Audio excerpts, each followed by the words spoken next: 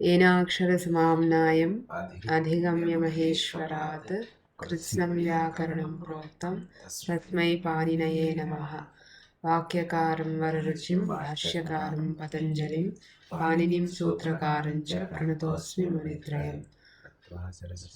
देवीं शुद्धां गुण्यां करोम्यहं पाणिनीयप्रवेशाय लघुसिद्धान्तकौमुदीम्। ఇంతకు ముందు వరకు మనం రామ శబ్దం ప్రథమ ద్వివచనం చూసాం కదా. ఇద్దరు రాములు అని చెప్పాలంటే రామ అనే శబ్దాన్ని 2 సార్లు ఉచ్చరించాలి. అందులో సరూపాణం ఏకశేష ఏక విభక్తతో ఒకటి మిగులుతుంది. ఆ మిగిలిన దానికే ద్వివచనాన్ని చెప్పే ప్రత్యయాన్ని చేస్తాము అని చెప్పి చదువుకుంటాం కదా.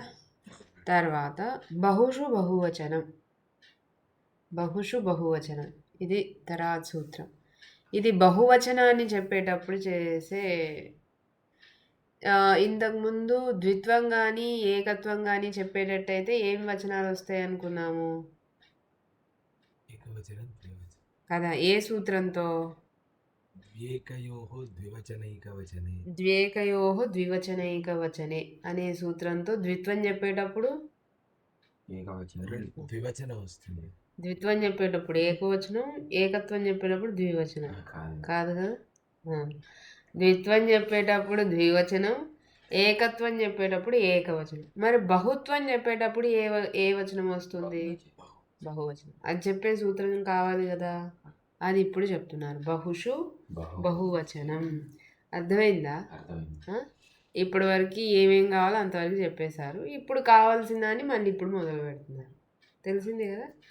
బహుషు బహువచనం బహుత్వ వివక్షాయాం బహువచనం స్యాత్. అది సూత్రానికి వృత్తి. సూత్రార్థం అర్థమైందా? ఏమైంది? ఇద్దరు కన్నా ఎక్కువగా ఉన్నటువంటి ప్రసక్తి ఎక్కడైనా ఉన్నప్పుడు అక్కడ బహువచనం అవుతుంది. అక్కడ బహుత్వ వివక్ష ఉంటుంది కాబట్టి దానిలో ఆ శబ్దానికి బహువచన ప్రత్యయం అవుతుంది.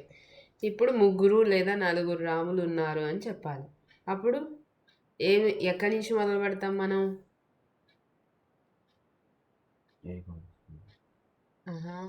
ఇప్పుడు 4 రాములు ఉన్నారు అంటే ఎలా మొదలు పెడతాము? 2 రాములు ఉన్నారంటే మనం ఎలా మొదలు పెట్టాము? రాముడు రాముడు అని కదా. ఇప్పుడు 4 ఉంటే రాముడు రాముడు రాముడు రాముడు. అది 4 సార్లు రామ రామ రామ రామ అనాలా. 3 ఉంటే అర్థమైందా? స్పష్టంగా. అప్పుడు 4 3 అంతకంటే ఎక్కువ మంది ఉన్నారు, అన్నిసార్లు రామశబ్దాన్ని వాడాం. దానిలో మళ్ళీ ఏమవుతుంది?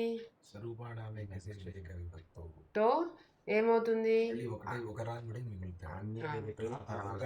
రామ శబ్దం మిగులుతుంది. చాలా తేడా వస్తుంది. ఏసేయండి 4 మిగిలిన 3 కానిచ్చేయండి అన్నట్టుంది. 4 రాములు ఉంటారు, శబ్దం ఒకటే మిగులుతుంది.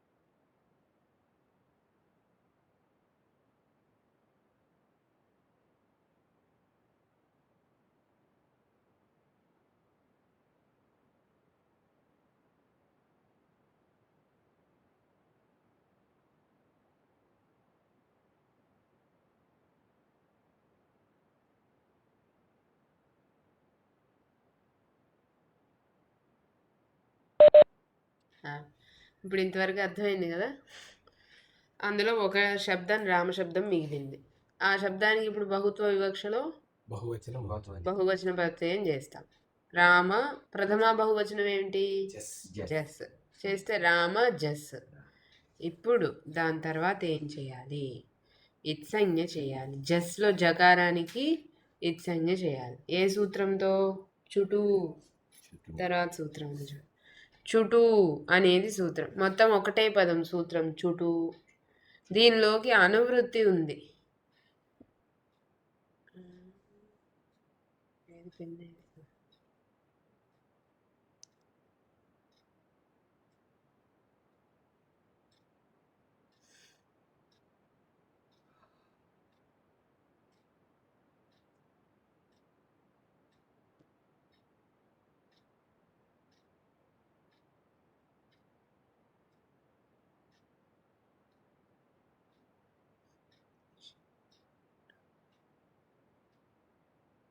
చుటూ సూత్ర అర్థం తెలుసుకోవాలి అంటే మనం ఇంతకుముందు ఇత్సంజ్ఞ గురించి చదువుకున్నాం కదా. ఎక్కడ చదివాము? ఫస్ట్లో ఏ ప్రసంగంలో? విరామం అవసానం దగ్గర ప్రాతిపదికాంత్. అక్కడ నీకు గుర్తులేదు అసలు, నువ్వు ప్రయత్నం చేస్తున్నావా? ఎక్కడ చదివావు? సుపహ దగ్గర చదివాను. ఇది గుర్తొస్తే చదువుతున్నాను. సుపహ దగ్గర అక్కడ రామశబ్దం మనము సు దగ్గర, సుపహ దగ్గర, సుపహ అనే సూత్రం దగ్గర రామాసు రావాలి. ప్రక్రియ దగ్గర మేడం. అది సుపహ సూత్రం దగ్గర కాదు, రామ సు దగ్గర. అది నేను అంటోంది. అక్కడ సూలో అదే అక్కడికి మేడం జ్ఞా ప్రాతిపదికాంత్. దాని తర్వాత ప్రత్యయ అంటే ఆ సూత్రంతో సంబంధం లేదు కదా, మనం ప్రక్రియ దగ్గర. చెప్పండి ఎక్కడండి? ఇదంతా సంబంధం లేదు కదా. సుపహాన్ సూత్రం మొదలు పెట్టావు. ఎక్కడ? సూలో ఉకారానికి ఇత్సంజ్ఞ. దేంతో? ఉపదేశే జనునాసిక అకారం తో ఏమైంది? దేనికి? ఓకే. ఇప్పుడు ఇంకొక ఇత్సంజ్ఞ గురించి చెప్తున్నారు. చుటూ. ఇది సూత్రం చుటూ. ఇప్పుడు దీనిలోకి కొన్ని పదాల అనువృత్తి ఉంది. ఏమిటి? ప్రత్యయ అనే పదం అనువృత్తి అవుతుంది. ప్రత్యయ ఇదొక పదం. ఆదిహి ఇదొక పదం అనువృత్తి అవుతుంది. ఇత్ అనే పదం అనువృత్తి అవుతుంది. 3 పదాలు అనువృత్తి అవుతుంది. ప్రత్యయ అనే పదం షహ ప్రత్యయస్య అనే సూత్రం నుండి. ప్రత్యయ అనే పదం ఎక్కడి నుంచి వస్తుంది? ఆదిహి అనే పదం ఎక్కడి నుంచి వస్తుంది? ఆదిర్ నిటుడవః. ఆదిర్ నిటుడవః.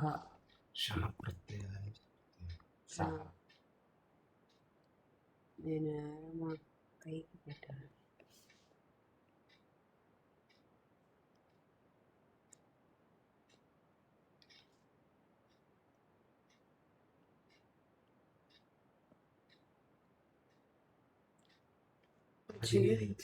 ఆదిర్ నిటుడవః నుంచి ఆదిహి అనే పదం వచ్చింది. తర్వాత ఇత్ అనే పదం ఎక్కడి నుంచి? ఉపదేశే జనునాసిక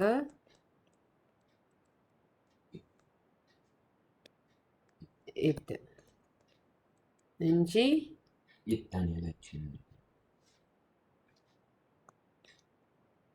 ఇత్ అనే పదం వచ్చింది. అర్థమైందా? మొత్తం ఈ పదాలన్నీ కలిసి ఏమైంది సూత్రము?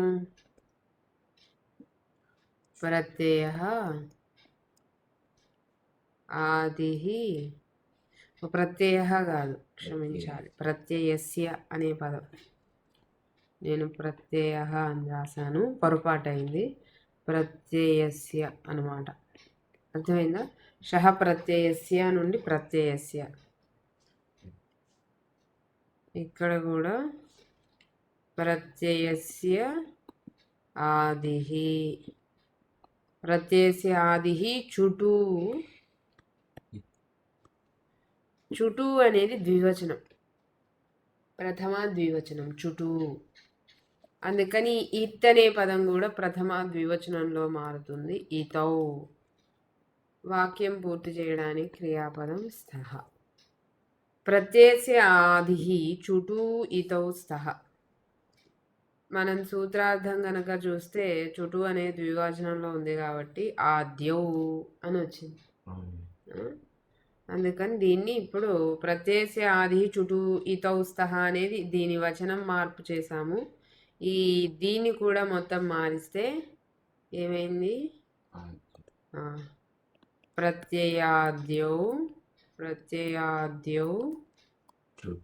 చుటు ఇతౌ స్థః అని వచ్చింది. చుటు అంటే ఏమిటి? చూచ, చుశ్చ, టుశ్చ. చూ అనేది ఒకటి, టు అనేది ఒకటి. అర్థమైందా? చూ అనేది ఒకటి, టు అనేది ఒకటి. చుశ్చ, టుశ్చ. ద్వంద్వ సమాసం. ఎలా అయితే రామ లక్ష్మణౌ, రామశ్చ ద్వంద్వ సమాసం. అలా ఇప్పుడు చుటు అనేది కూడా ఏం సమాసం? ద్వంద్వ సమాసం. ఏ రెండింటికి ఇక్కడ ద్వంద్వం చేసాము? చూ అనేదానికి, టు అనేదానికి. చూ అంటే ఏమిటి, టు అంటే ఏమిటి తెలియాలి కదా. చూ అంటే చవర్గ, టు అంటే టవర్గ. అంతే. ఏదైనా ఇప్పుడు వర్గాలు ఉన్నాయి కదా, ఏమేమి వర్గాలు ఉన్నాయి హల్లుల్లో? ఏంటవి? కచట తప్పులు ఏంటి? గజడ తప్పులు, కచట తపలు, పరుషంబులు, గజడ దప్పులు, సరళంబులు, నాముడు. అది బాల వ్యాకరణం సూత్రం. చెప్పు. కచట తప్పులు ఎక్కడున్నాయి? కచట తప హల్లే, గజడ దప కూడా హల్లే. మనం కచట తపల్ని విశేషంగా ఎందుకు తీసుకొని చెప్తున్నాము అంటే, కచట తప ఊరికే అలా చెప్పడం కాదు. కవర్గ, చవర్గ, టవర్గ, తవర్గ, పవర్గ కదా. కవర్గ అంటే ఆ వర్గం మొదటి వర్ణం కాబట్టి కాని తీసుకున్నాం. అర్థమైందా? కవర్గ అంటే మొత్తం 5 వర్ణాలు. చవర్గ అంటే 5 వర్ణాలు. వర్గ అనే శబ్దాన్ని వాడే బదులు ఇక్కడ ఊ అనేదాన్ని వాడారు. కవర్గ బదులు చవర్గ బదులు టవర్గ బదులు తవర్గ పవర్గ, ఇలా పాణిని వాడారు ఆయన సూత్రాల్లో. అందుకని ఎక్కడైనా అలా పూ అంటే ఏదన్నా ప్రసంగంలో పూ అనేది కనుక, పుష్పంలో పూ వచ్చిన, ఇంకెక్కడైనా ఆయన ఆ ప్రసంగం ఆ శబ్దంలో కూచుటూ తూపు వాడితే అక్కడ మళ్ళీ కవర్గ చవర్గ అని అర్థమైందా? అలాంటి ఏమన్నా ఉన్నాయా? పురుషోదరాదీని ఏదో ఉపదిష్టంలో అది ప్రు, ఇది పు. శ్లోకంలో ఒకసారి ఆ శ్లోకం వేరు కదా, మనం సూత్రాల గురించి కదా. ఈ కుచూటు తుపు అనే ఉచ్చారణ సూత్రాల్లో. ఆ వాడిన చోట కు అంటే కవర్గ, చూ అంటే చవర్గ, టు అంటే టవర్గ, తు అంటే తవర్గ, పు అంటే పవర్గ. ఇప్పుడు చూ అన్నప్పుడు ఏమొచ్చింది? టు అంటే ఈ రెండింటికి సమాసం చేశారు. చుశ్చ, టుశ్చ. ఏమైంది? చుట్టూ చుట్టూ. ఏం లేదు, ఎందుకు టుచు కాకుండా చుట్టూ అయింది?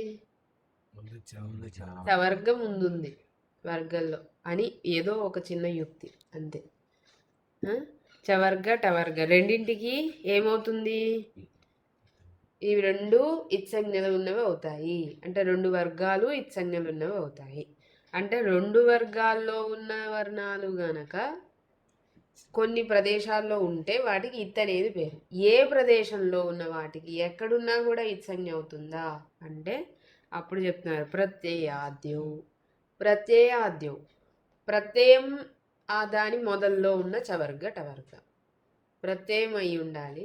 ప్రత్యయం మొదట్లో చవర్గ టవర్గ. చివరికి ఆ, వర్ణాలు ఉండాలి. అప్పుడు దానికి ఏమవుతుంది?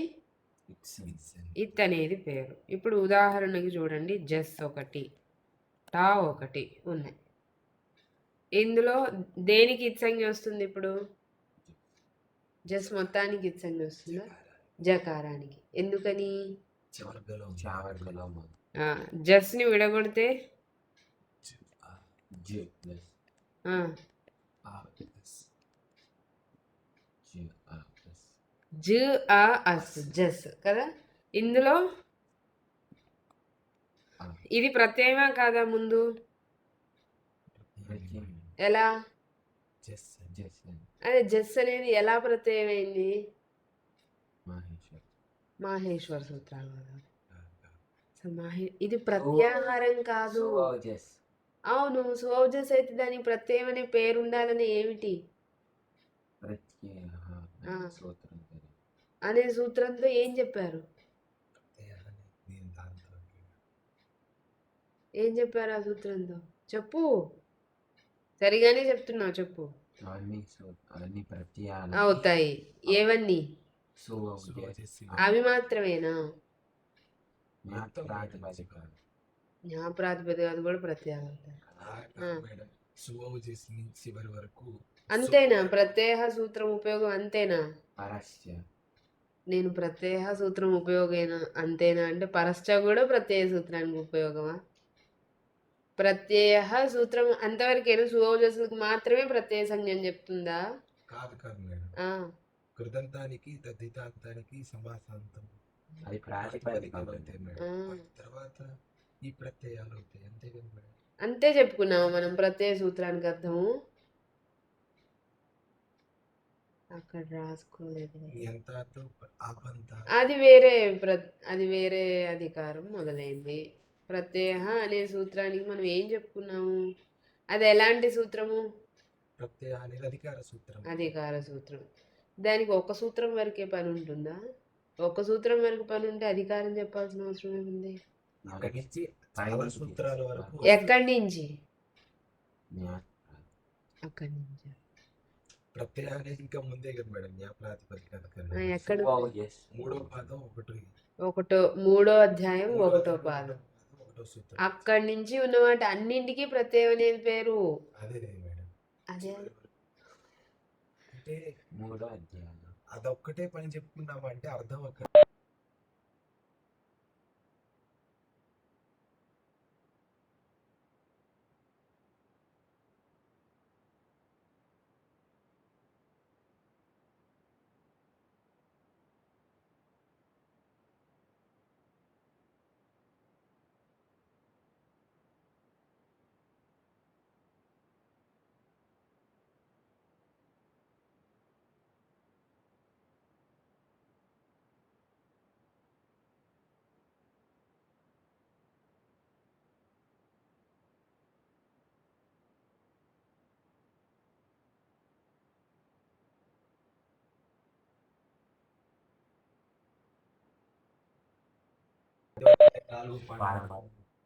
అన్నింటికి ప్రత్యయం అనేది పేరు వస్తుంది కదా. ఇప్పుడు అందుకని జస్ వాటిల్లో ఉందా లేదా? వేటిల్లో? అసంజ్ఞాధికారంలో ప్రత్యయాలు చెప్పినటువంటి దాంట్లో ప్రత్యయ అనే అధికారం చెప్పిన దాని మొత్తంలో జస్ అనేది జస్ అనేది కూడా ఉంది కదా. అక్కడి నుంచి ఇదేటి ఉందో దేవుడా.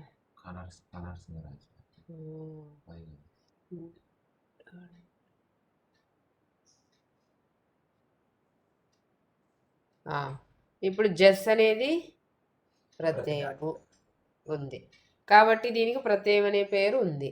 ప్రత్యయం మొదట్లో ఏముంది? ఇక్కడ చవర్ణ చవర్గలో చవర్గ వర్ణం. అందుకని దీనికి ఏమవుతుంది? ఏ సూత్రంతో? సూత్రం అని అర్థమైందా? ఇత్సంజ్ఞ అయింది. ఇత్సంజ్ఞ అయిన దానికి ఏమవుతుంది? ఇత్సంజ్ఞ అయింది అనగానే ఏమొస్తుంది జరగడానికి ఇంకో పని? తస్య లోపః అంతే. అనే ఇత్సంజ్ఞ అయింది అంటే తస్యలో లోపహ. తస్య లోపహతో లోపం చేయాల్సిందే. ఇప్పుడు ఈ జకారానికి ఇత్సంజ్ఞ అయింది. అయిన వెంటనే ఉ ఊను జామ్ జ. జ- ఆ, ఇప్పుడు జకారానికి ఇత్సంజ్ఞ అయింది. అయిన వెంటనే ఏమవుతుంది? లోపము లోపం అవుతుంది. దేంతో? తస్య లోపః తస్య లోప తస్య లోపహ. ఖడ్గదర్కి ఆటగా ఉంది. లేదు అర్థమవుతుందా? అర్థం ఆ? ఆ. ఇప్పుడు జకారం పోయిందా? ఏం మిగిలింది? అస్ ఆస్ అస్ మిగిలింది. ఈ అస్సుని ఇప్పుడు మనం రామశబ్దం తర్వాత పెడతాం. సరే. టా. టా కూడా ఈ సూత్రానికి ఉదాహరణ. ఈ సూత్రానికి ఉదాహరణలు చూస్తున్నాం మనం. టా ప్రత్యయమా కాదా? ప్రత్యయమే. ఇప్పుడు దీనిలో దేనికి ఇత్సంజ్ఞ, దేనితో ఇత్సంజ్ఞ? టకారానికి ఇత్సంజ్ఞ టకారానికి ఇత్సంజ్ఞ. దేంతో? చుట్టూ అని చుటు అనే సూత్రం. పోతే ఏమైంది? ఆ. ఆ మిగిలింది. అర్థమైందా? అర్థమైందా? ఇప్పుడు రామ అనే శబ్దానికి మనం జస్ అనే ప్రత్యయాన్ని చేసాము. జకారానికి ఇత్సంజ్ఞ లోపం చేసాము. రామ అస్ అని మిగిలింది. రామాలో అకారం ఉందా? ఈ తర్వాత అకారం ఉందా? రెండు అకారాలు పక్క పక్కనే ఉంటే సవర్ణ దీర్ఘం అవ్వాలి కదా. దానికంటే ముందు ఇంకా పని ఉంది. ఇప్పుడు ఇది విభక్త పదం. ఇదేంటి పదం? విన్నామోహం ప్రత్యయం. ప్రత్యయం కదా. ఇంతకుముందు మనం హలంత్యం అనేది ఒక సూత్రం ఉంది అని చెప్పుకున్నాం. దాని గురించి పెద్ద వివరణ ఏం చెప్పలేదు, కానీ మామూలుగా చెప్పుకున్నాం. ఉపదేశంలో ఉన్న చివరి హల్లుకి ఇత్ అనేది పేరు అని ఆ సూత్రంతో ఏమేంటి ప్రత్యయంలో కానీ ఆగమంలో కానీ ఆదేశంలో కానీ ఎక్కడైనా చివరిలో గనక హల్లుంటే దానికి ఏమవుతుంది? ఇత్సంజ్ఞ. ఏ సూత్రంతో? ఉపదేశేజం హలంత్యం. ఉపదేశే జన్మాసిక ఇత్ అచ్చుకి ఇత్సంజ్ఞం చేస్తుంది. హలంత్యం హల్లుకి హల్లుకి ఇత్సంజ్ఞం చేస్తుంది. ఎక్కడున్న హల్లుకి ఇత్సంజ్ఞం చేస్తుంది? చివరి ఉన్నటువంటి చివర. దేనికి చివర? ఆగమ ప్రత్యయాలు కానీ ఆగం ఆగమాలు కానీ ఆదేశాలు ఆదేశాలు కానీ ఇంకా ఇంకా కొన్ని చెప్పుకున్నాం అప్పుడు, గుర్తుందా లేదా? ధాతువులు కానీ ప్రాతిపదికలు కానీ మాహేశ్వర సూత్రాలు కానీ ఈ 6 చెప్పుకున్నామా? గుర్తులేదు. గుర్తులేదా? రాసుకోండి. హలంత్యం ఆ, అనే సూత్రం.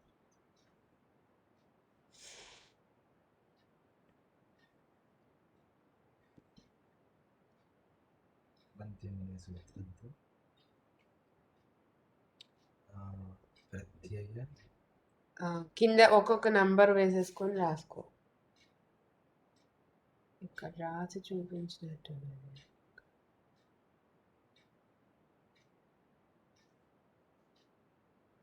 ఇదో మహాసముద్రం అయింది. ప్రత్యయ ఆగమ ఆదేశ ధాతు ప్రాతిపదిక మాహేశ్వర సూత్రాలు.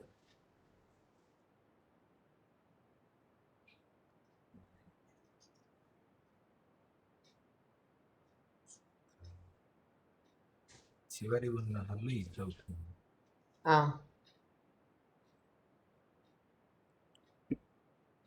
ఇప్పుడు అస్ అనేది వాటిల్లో ఉందా లేదా? అస్ ఏంటి? అస్ అంటే జస్. జస్. నీకు మాహేశ్వర సూత్రాలు బాగా నచ్చాయా? ఏదడిగినా మాహేశ్వర సూత్రాల దగ్గర కదా. అస్సలు ప్రత్యయం ప్రత్యయం. ప్రత్యయం చివరిలో ఏముంది ఇక్కడ? స్. హల్లేనా కాదా? ఏమవ్వాలి ఇప్పుడు దీనికి? ఇత్సంజ్ఞ దేంతో హలంత్యం అవ్వాలి కదా. అది రాబోతుంది. అప్పుడు ఇంకొక సూత్రం మొదలైంది. ఏమిటది? ఒకేసారి 2, 3 షేర్ చేసే అవకాశం ఉంటే బాగుంటుంది.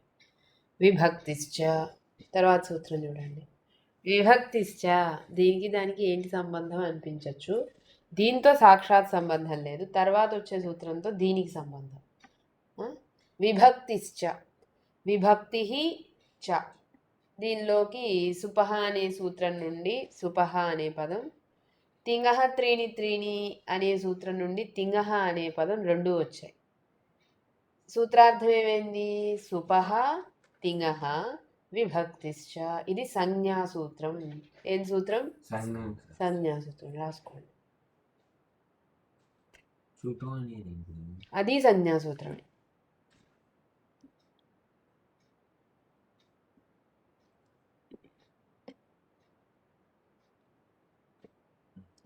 ఇది ఏం సంజ్ఞం చెప్తుంది? విభక్తి అనే సంజ్ఞం చెప్తుంది. ఏం సంజ్ఞం చెప్తుంది? విభక్తి. వేటికి సంజ్ఞ? సుపహ తింగహ. అర్థమైందా? విభక్తి అనేది పేరు చెప్తోంది ఈ సూత్రం. వేటికి విభక్తి అనేది పేరు? తింగకి. సుప్ అంటే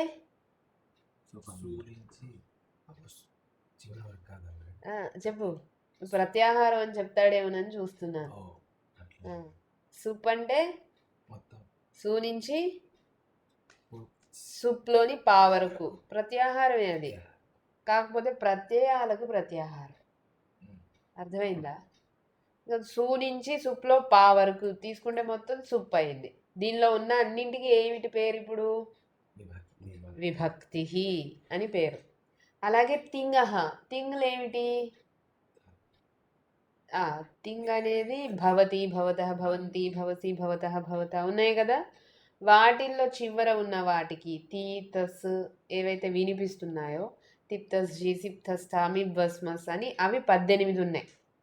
వాటికి అది కూడా తింగ్ అనేది ప్రత్యాహారం. సుప్ అనేది ఎలా అయితే ప్రత్యాహారమో ఇందులో 21 వచ్చాయి. తింగ్ అనేది కూడా ప్రత్యాహారమే, అందులో 18 వస్తాయి. ఇవి మనం తింగంత రూపాలు అంటాము. భవతి, భవతః, భవంతి, గచ్చతి, గచ్చతః, గచ్చంతి వీటిల్లో వింటాం. ఆ 18ంటికి కూడా ఇప్పుడు ఏమిటి పేరు? విభక్తి అని పేరు. అర్థమైందా? సుప్పులకు తింగులకు రెండింటికి విభక్తి అనేది పేరు. మనం మామూలుగా లోకంలో విభక్తి అని దేని గురించి చెప్పుకుంటాం? ప్రథమా విభక్తి, ద్వితీయ విభక్తి. శబ్దానికి పేరు. శబ్దానికి అంటే రామ అనే శబ్దానికి ప్రథమా విభక్తి అనే పేరు లేదు. శబ్ద రూపాలు. సరే, శబ్ద రూపాలు. ఇప్పుడు దీంట్లో ఇప్పుడు చదువుకుంటప్పుడు శబ్దము అంటే ప్రత్యేకంగా స్పెసిఫిక్ గా చెప్పాలి. ప్రథమా విభక్తి వాటికి కదా పేర్లు ఉన్నాయి. ప్రథమా విభక్తి, ద్వితీయ విభక్తి అని మొత్తం ఎన్ని ఉన్నాయి? 9, 10, 7. ఇంకోటి అది 8వ కాదా? 8వదేనా? అష్టమి విభక్తి అంటామా? ఎందుకని? 8వ ఉంది కదా. 7 ఉన్నప్పుడు సప్తమి విభక్తి సంబోధిస్తుంటే దాన్ని అనకూడదా 8వ విభక్తి అని? ఇది ప్రశాంతం కదా. నీకేమన్నా అంటే ప్రథమా విభక్తిలో ఉన్న రూపాలే ఇందులో కూడా వాటి ఛాయ ఇందులో ఉంటుంది.